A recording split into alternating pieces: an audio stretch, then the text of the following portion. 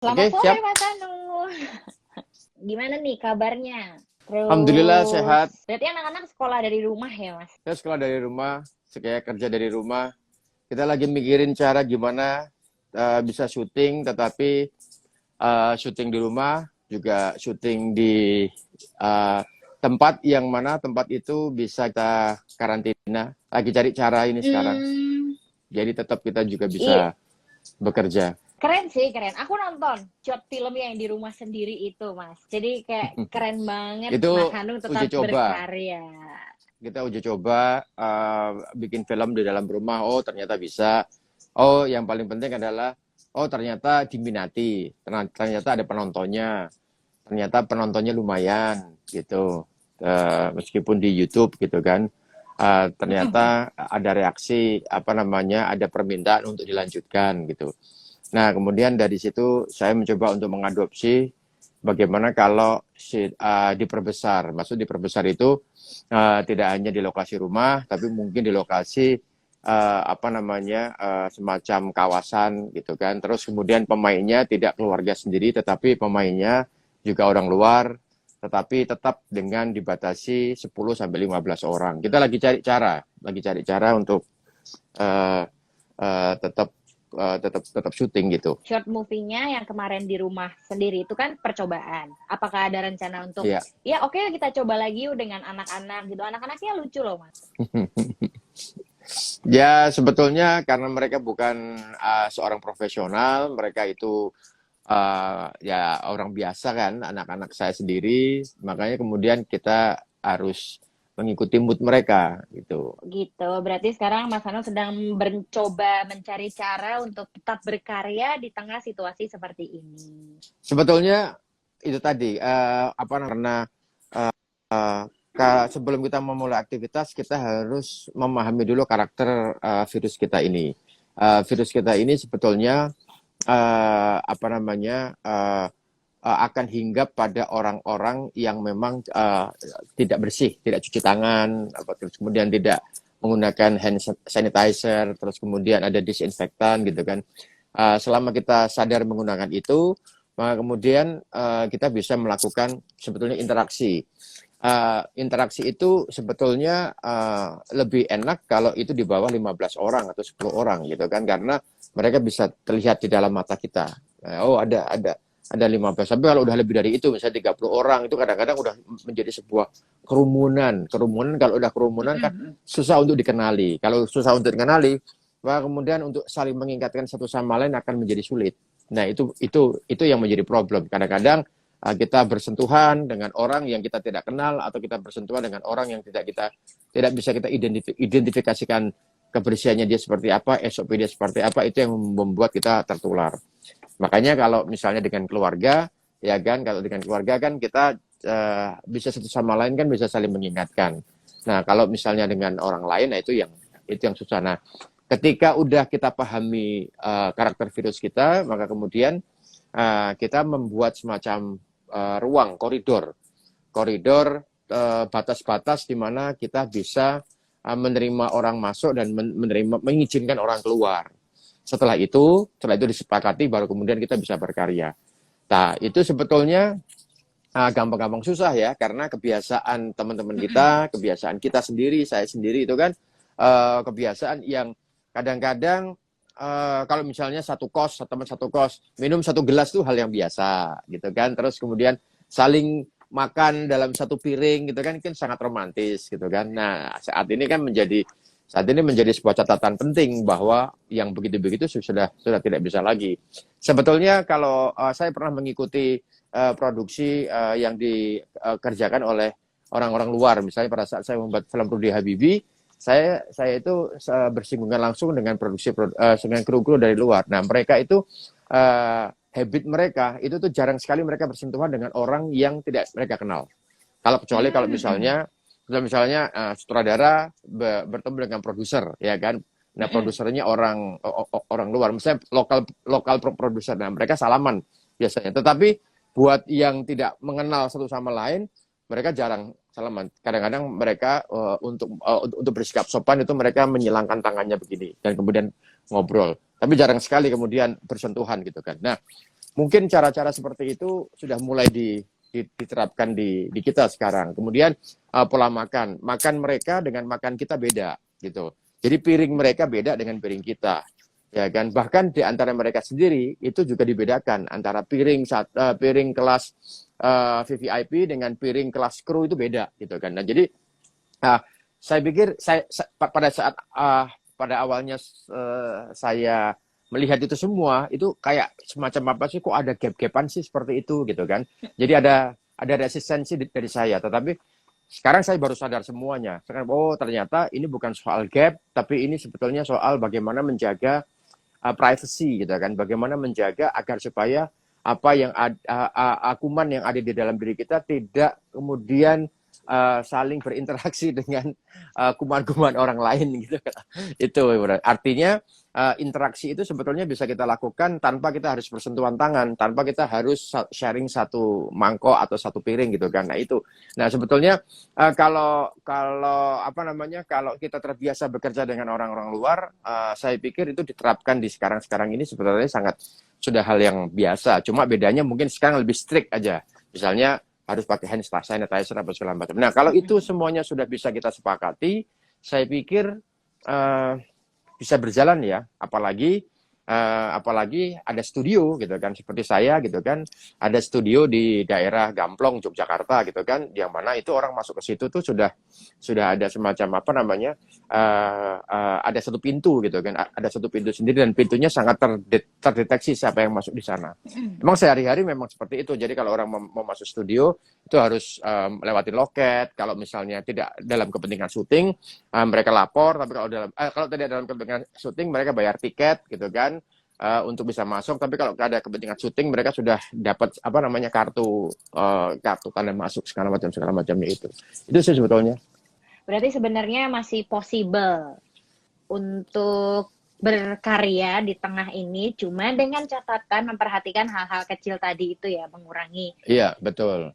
Berinteraksi dengan orang-orang, bersentuhan dan sebagainya. Ya, sebetulnya kalau dan juga mengurangi orang ya. Kadang-kadang kan kita produksi kan ada sekitar 200 orang gitu kan. 200 orang, terus kemudian setiap departemen itu membawa masing-masing orang, seperti departemen saya penyutradaraan membawa 6 orang, 7 orang gitu kan. Terus departemen kamera membawa sekitar 14 orang, 15 orang gitu kan. Jadi kalau dijumlah tuh semuanya jadi 200 orang. Nah, karena itu makanya itu sudah kita kurangin sekarang. Jadi kameramen membawa seperlunya, misalnya dirinya kamera, terus kemudian asisten, ya kan, terus pengawal alat gitu, boleh satu, tetapi tidak bisa masuk di terlalu jauh ke dalam. Mungkin setelah mereka merakit kamera, diserahkan kepada kameramen. Setelah itu baru kemudian kamera yang disentuh oleh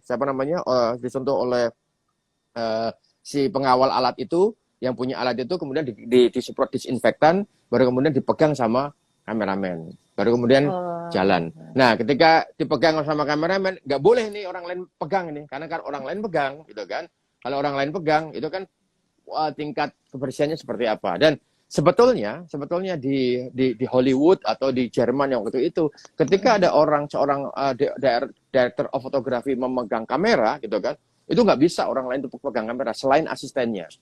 Jadi kamera itu hanya tersentuh oleh 2 orang, maksimal 3 orang sebetulnya.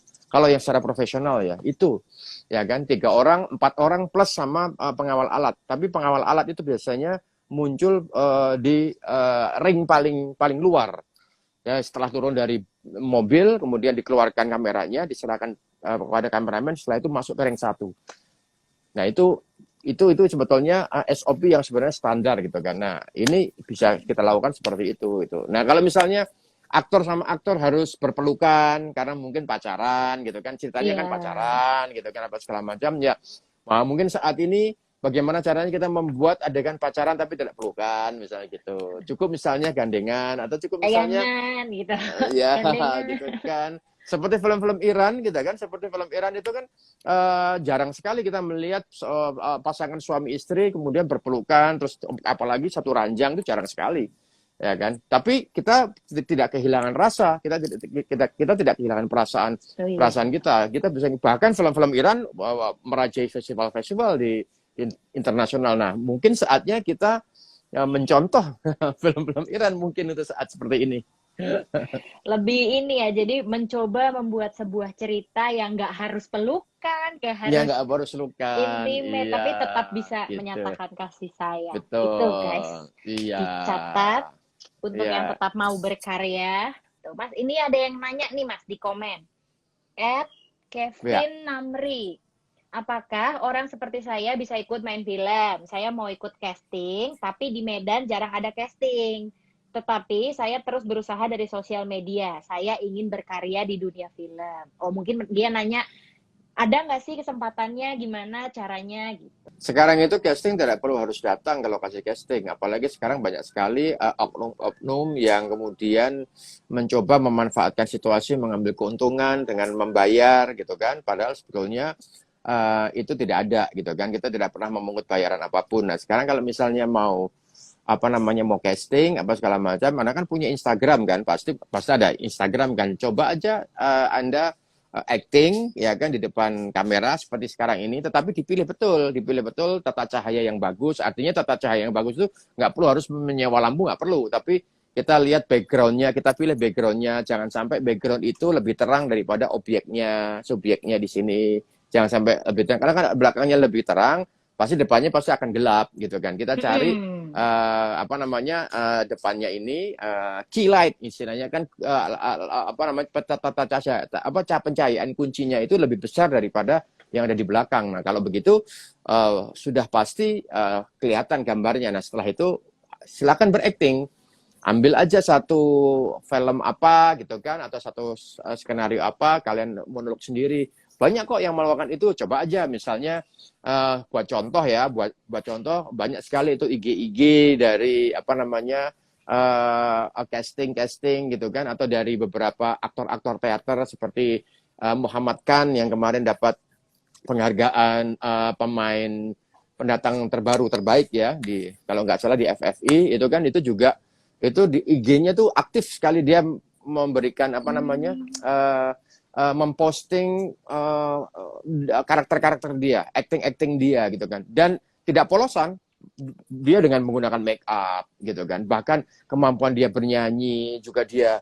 apa namanya dia keluarkan gitu kan, dia apa yang teman-teman semuanya punya ya kan, kemampuan kemampuan acting, kemampuan nyanyi, kemampuan main piano, kemampuan main gitar atau skill apa atau nari apa segala macam, itu saatnya sebetulnya bisa kalian tampilkan di Instagram tanpa harus datang. Nah dari situ kemudian nanti silahkan kalau mau di tag ke saya, kalau mau di tag ke sutradara segala macam ya, kita tuh pasti akan melihat ke orang, kita juga manusia yang normal, kadang-kadang stalking kalau nggak bisa tidur kan, kita ngapain ya ngelihat apa namanya Instagram, stalking kiri kanan Betul, apa segala betul. macam kan gitu sebetulnya. Tuh, berarti buat kalian nggak perlu putus asa ya, Mas, Ya. karena sudah zamannya online, jadi kalian bisa mulai mengupload kemampuan acting tentunya dengan pencahayaan yang bagus. Tadi terus di-tag aja Mas Hanungnya, guys. Nanti Mas Hanungnya lihat. Gitu. Pertanyaannya, Gatot Kaca apa kabar, Mas? Gitu. Gatot Kaca, kita justru di situasi seperti ini saya bersyukur karena syuting jadi dimundurkan dan kemudian kita jadi persiapannya jadi lebih matang.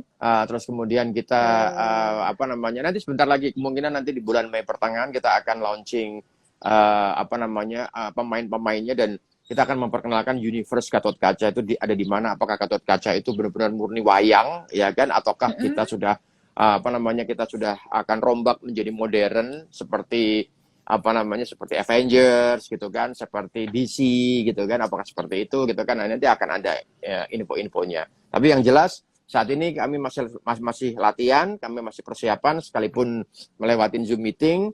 Terus kami Oh. beberapa aktor-aktor juga lagi kumpul, tetapi kita batasi ya di bawah 10 orang untuk latihan fighting, untuk latihan acting segala macam gitu. Terus kemudian reading dengan saya lewat Zoom gitu. Persiapan. Oh ya, persiapan. Positifnya adalah persiapannya bisa jauh lebih matang, nanti pasti filmnya jauh lebih keren. Ya, Gitu. amin, amin. Ada satu film project lagi kan ya Mas, yang Miracle in Cell Number 7 itu. Ya, ya. Nah, kalau itu boleh diceritain nggak Mas, sudah sampai mana mungkin, atau sama kah tahapnya lagi persiapan atau reading mungkin? Alhamdulillah kalau Miracle itu kan kita sudah selesai syuting sejak Januari. Jadi Oh, udah selesai. sebelum dampak corona ini, sebelum lockdown ini kita sudah selesai Januari. Dan kemudian sekarang prosesnya sedang editing. Nah, di editing ini kan karena kerjanya di rumah jadi enak gitu kan. Cuma persoalannya sekarang kapan kita akan tayang juga masih bingung. Rencananya kan kita akan tayang di Agustus, tetapi nggak tahu ini FX1 apakah sudah bisa membuka di Agustus apa belum ini. Kita doakan sama-sama ya, teman-teman. Amin, amin. Berarti sebenarnya udah tinggal proses editing dan tinggal di launching. Karena pasti udah banyak yang nggak sabar. Oke, ayo kita coba baca komen-komen dari teman-teman lagi. Nafisa_Nevi ya. Pertanyaannya agak berat nih. Menurut Mas Hanung, apakah film ada hubungannya dengan sastra? Jika ada, gimana hubungannya? Mohon penjelasannya ya, Mas. Sebetulnya secara langsung hubungan antara film sama sastra itu tidak berarti kemudian seluruh film itu harus harus berangkat dari sastra. Oh tidak, gitu kan. Tetapi kalau sebagai sebuah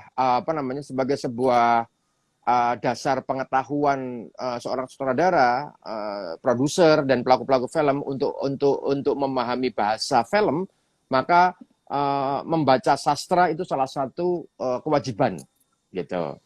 Membaca sastra adalah satu kewajiban. Jadi seorang produser harus akan memiliki kemampuan membaca sastra, gitu kan, membaca sastra. Karena bagaimana dia bisa memproduksi sebuah film kalau dia sendiri nggak pernah mau baca, gitu kan, akan repot kan sebetulnya, ya kan. Nah itu akan tidak tahu, meskipun ada novel bagus nih, karena dia nggak sempat untuk membaca novel yang panjang, terus kemudian akhirnya diminta untuk orang lain membacakan, terus kemudian dia minta orang lain menceritakan, gitu kan. Itu juga tidak bisa, gitu kan, kurang komprehensif, gitu kan.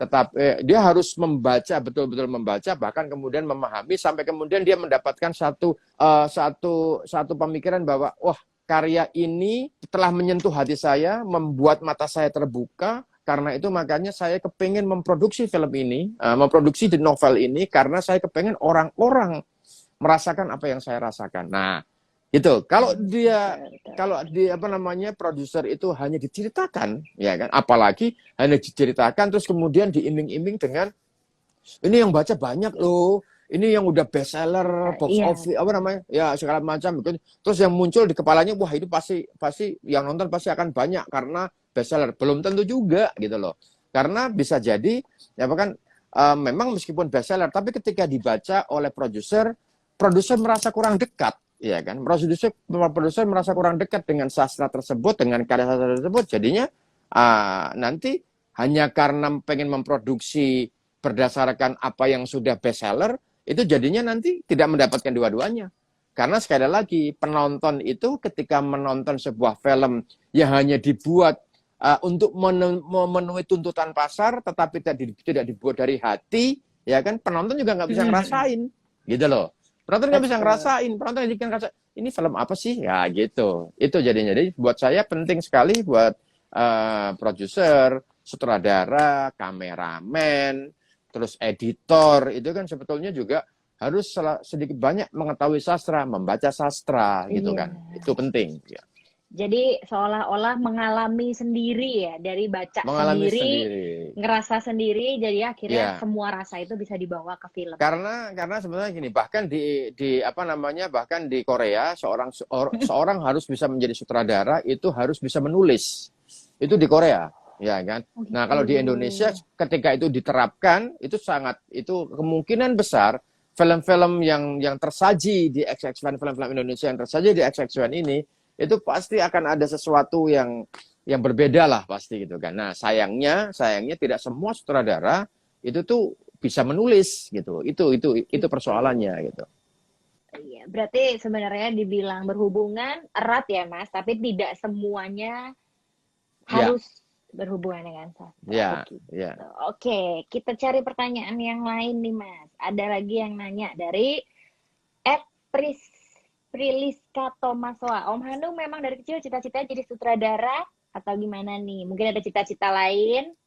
Saya itu dari kecil memang sukanya membuat dengan seni. Dari kelas 4 SD saya sudah membuat pertunjukan sendiri. Kelas 4 SD. Jadi biasanya kan kalau sekarang di sekolah-sekolah swasta seperti sekolah-sekolah anak saya itu kelas 4 SD sudah disuruh tampil, ya kan, udah ada yang namanya apa sih, performing, ya kan, performing setiap sebulan sekali selalu ada performing. Nah, zaman saya sekolah, apalagi sekolah saya di sekolah sekolah agama pada saat itu gitu kan, yang mana agama itu membatasi sekali ekspresi-ekspresi seni gitu kan. Nah, saya jadi merasa terbelenggu di situ sehingga kemudian saya akhirnya akhirnya melawan gitu kan. Dari kelas 4 SD kemudian saya punya hasrat kepengen melampiaskan keinginan saya untuk membuat teater. Kemudian ya saya lakukan itu sembunyi-sembunyi di sekolah gitu kan. Pernah kemudian pada saat itu pementasan saya dibatalkan oleh guru saya. Itu pernah pementasan saya dibatalkan oleh guru pembimbing saya. Akhirnya kemudian bayangkan anak kelas 4 SD ya kan, sudah pakai kostum, sudah berdandan siap untuk di panggung, kemudian gurunya bilang ini nggak boleh pentas sama sekali gitu kan. Itu kan buat saya sebuah tindakan yang kurang ajar kalau saya itu kan. Guru yang seperti itu sangat tidak pantas, ya kan. Nah, akhirnya kemudian itu membekas dalam diri saya. Akhirnya kemudian ya saya jadi semacam dentuman untuk agar supaya saya harus membuktikan ini bahwa saya bisa gitu. Emang dari kecil saya menyukai teater, menyukai gambar, menyukai sesuatu hal yang sifatnya pentas, performing itu saya suka memang dari kecil. Berarti nggak langsung sutradara, tapi memang dari kecil sudah kepingin dan punya passion ya di bidang-bidang performing dan sebagainya. Iya, waktu itu saya nggak tahu namanya sutradara atau namanya apa, saya nggak tahu. Tetapi saya membuat pertunjukan, dan pada saat saya membuat pertunjukan saya melakukan mengarahkan teman-teman saya, terus kemudian melakukan make up sendiri kepada teman-teman saya, terus menulis skenario sendiri meskipun skenarionya yang saya tulis juga ngarang begitu, tapi yang jelas nggak ada pakem skenario gitu kan. Pokoknya asal namanya misalnya Somat gitu kan, Somat berdialog ini, saya tulis dialognya ini kayak seperti itu. Jadi memang saya sudah melakukan direction secara tidak sendirinya sejak kelas 4 SD itu. Mas Hanung, bagi sutradara pemula, gimana alurnya bisa masuk industri film? Sementara saya belum punya portofolio film yang komersil. Apa yang bisa jadi bahan presentasi untuk meyakinkan produser? Dulu saya waktu itu saya membuat film, tidak berpikir apakah ini komersil atau tidak komersil. Pada saat itu saya membuat film saja. Apalagi sekarang sudah ada handphone. Saya membuat film kemarin yang bersama anak-anak saya menggunakan handphone, ya kan. Pemainnya bukan pemain hebat kan, anak-anak saya sendiri.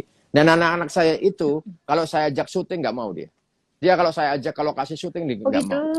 Jadi anak saya itu kalau udah tahu, anak saya itu orang yang mungkin karena merasa bahwa lokasi syuting itu adalah lokasi tempatnya bapaknya ya, jadi kemudian tempat bapaknya kerja, jadi enggak. Tapi kan kadang banyak juga kan anak-anak yang suka ngikut bapaknya kerja, terus kemudian ada di tempat bapaknya kerja gitu kan. Tapi anak saya enggak gitu kan. Jadi sebetulnya pada saat saya mau membuat film pada saat itu yang di rumah sendirian itu, saya merasa tidak yakin apakah saya bisa mengarahkan anak-anak saya gitu. Karena mereka itu untuk acting itu mau gitu kan. Jadi jangan pernah berpikir bahwa membuat film itu untuk kepentingan komersil atau tidak. Tapi membuat film karena kamu kepengen bercerita. Itu. Ceritamu itu menurut kamu menarik, ya sudah, kamu share aja. Seperti halnya tadi saya cerita ketika baca novel, atau baca cerpen, atau baca puisi, ketika baca terus kamu merasa tersentuh, terus kemudian merasa ada imajinasi yang muncul di kepala. Terus kemudian muncul impian, harapan, kalau seandainya apa yang saya baca atau apa yang saya rasakan ini juga dirasakan oleh orang banyak. Ini bagaimana impact-nya. Nah, ketika itu muncul seperti itu, ya kan, maka fokus ke sana. Jadi ketika mengambil kamera, ya kan, ketika mengarahkan pemain, itu kamu melakukan direction itu tuh jangan punya pikiran ini harus komersil, ini harus orang-orang laku, orang-orang harus nonton dengan bukan.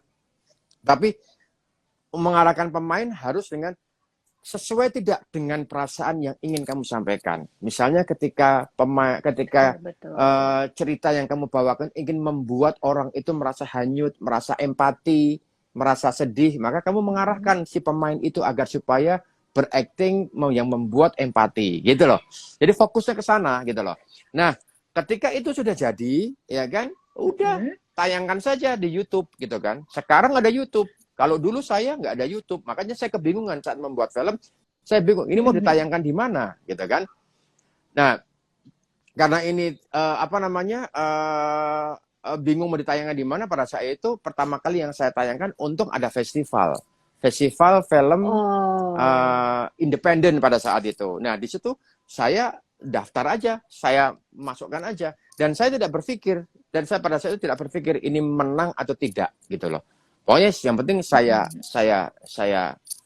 lempar aja, gitu kan. Nah, kebetulan pada saat itu menang, gitu kan. Nah, ketika menang berarti kan ada reward, ada ada semacam signature bahwa oh ternyata apa yang saya kerjakan ini mendapatkan sesuatu. Itu yang membuat akhirnya kemudian kita punya semangat lagi untuk membuat lagi. Berarti untuk para pembuat film yang mula sekarang bisa punya media sosial, YouTube atau sebagainya, atau mungkin sebenarnya festival-festival, sekarang ada festival lomba short movie gitu. Ya, sekarang banyak SX1 ini juga membuat kan short movie competition kan. Nah, itu sebetulnya adalah salah satu cara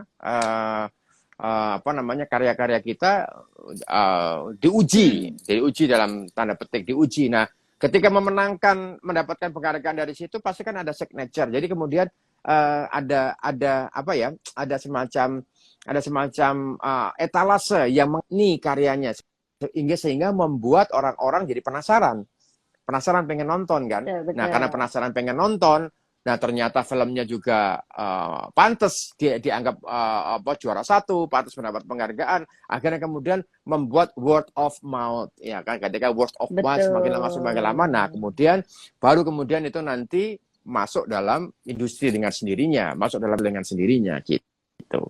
Jadi dimulai dari diri sendiri, mencoba membuat film yang benar-benar apa yang mau kalian sampaikan, gitu ya pesan dari Mas Hanung. Ya. Dari Cinema 21, punya nggak sih satu genre khusus yang pengen banget Mas Hanung garap tapi sampai sekarang tuh belum terrealisasikan?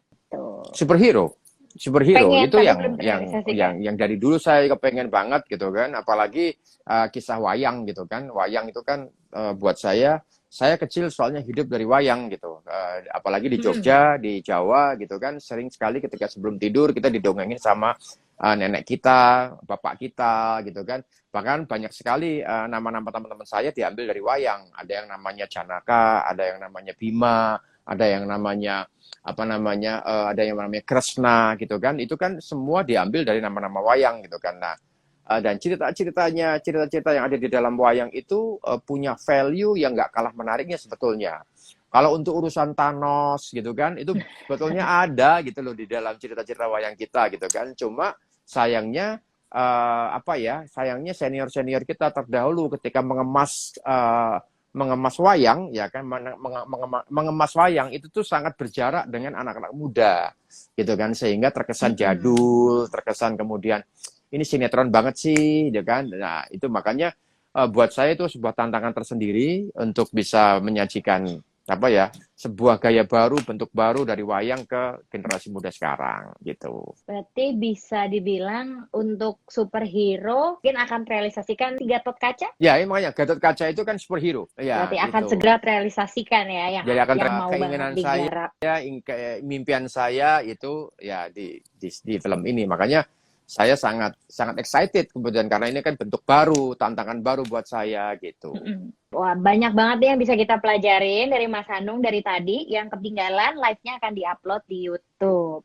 Kita balik lagi Ya, sedikit ke soal Ramadan di tengah pandemi. Mas Hanung, ada nggak sih pesan khusus untuk teman-teman Sobat 21 dengan hashtag semangat Ramadan? Terus kira-kira hmm. ada nggak hikmah yang bisa diambil di Ramadan tahun ini di tengah-tengah pandemi? Ya, buat teman-teman semua yang berpuasa, buat teman-teman semua yang Muslim, gitu kan, ini saatnya kita melakukan ibadah puasa dengan khusyuk. Tidak usah kemudian datang ke masjid, kumpul-kumpul. Kita bisa sholat di rumah bersama keluarga, bersama ayah kita, bersama istri kita, bersama adik kakak kita, itu juga pahalanya sama. Gitu kan, dengan kita datang ke masjid.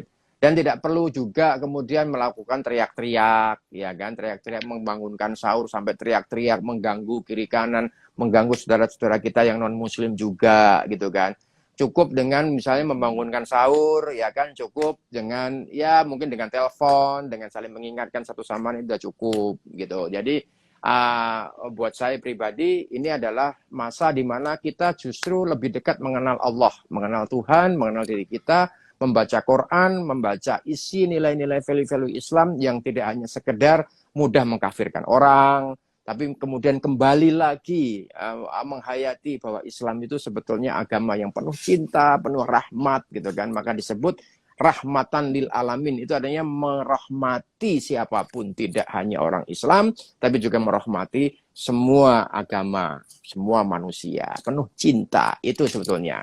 Berarti ada ya hikmah yang bisa diambil karena jadi bisa beribadah dengan lebih khusyuk untuk Ya, menghayati Ramadan tahun ini. iya, ya. Baik. Ya kan, tidak perlu mudik, ya kan, bagi yang sudah tinggal di Jakarta, yang sudah mapan di Jakarta, ya kan, tidak perlu membawa saudara-saudaranya pulang ke kampung. Nah, bagi yang kepengen pulang kampung karena memang pekerjaan sudah selesai, terus kemudian meninggalkan anak istri yang di di daerah, tolong kemudian dijaga betul, tetap dengan SOP yang ada, misalnya pulang jangan langsung ketemu sama anak, jangan istri, gitu kan, mungkin bisa isolasi dulu 14 hari di mana, gitu kan, itu baru kemudian ketemu dengan saudara-saudara kita, anak istri kita, gitu.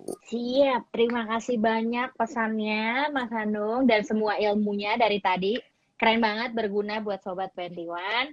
Kita doain ya, semoga proyek-proyek Gatot Kacanya, Miracle in Cell Number 7, dan short movie yang sedang ingin diproduksinya berjalan dengan lancar. Terus semoga Mas Hanung dan keluarganya puasanya dilancarkan dan berkah ya, Mas. Amin, amin, amin. Terima kasih banyak Mas Hanung yang Terima sudah kasih. join dari Selamat tadi. puasa, selamat menjaga diri kita, nafsu kita, ya kan? Terus mendekatkan diri kepada Tuhan, saling mencintai, saling care kepada sesama, saling bantu. Kalau ada yang kesusahan, langsung kita bantu. Insya Allah saya juga bisa membantu teman-teman yang juga lagi kesusahan. Gitu. Dadah semuanya. Oke, terima kasih Mas Hanung. Dadah. Ya, bye. Asik kan videonya? Jangan lupa like, subscribe, dan komen ya. Sampai bertemu di video selanjutnya.